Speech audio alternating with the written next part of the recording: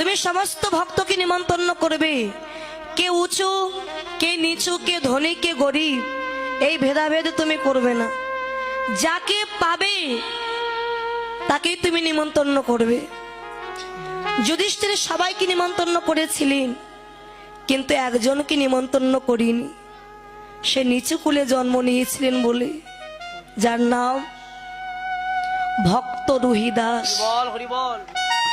নিচু কুলে জন্ম নিয়েছে বলে তাকে নিমন্ত্রণ করলো না।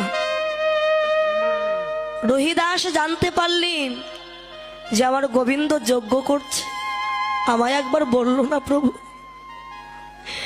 আমি নিচু কুলে জন্ম নিয়েছি বলে এটাই কি আমার অপরাধ?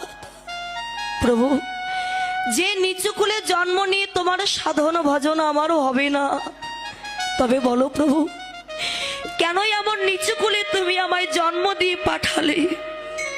কেন এমন জন্ম তুমি আমায় দিলে প্রভু? ধুলাই পড়ে গড়াগড়ি দিচ্ছে রুহিদাস।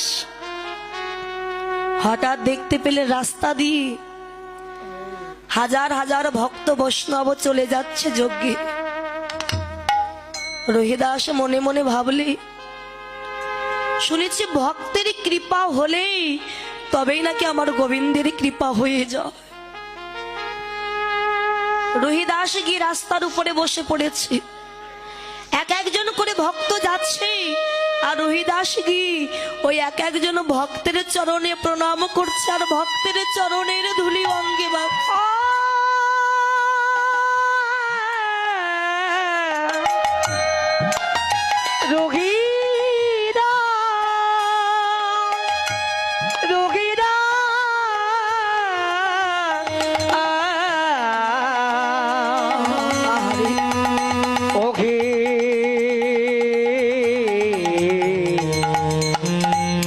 আমারি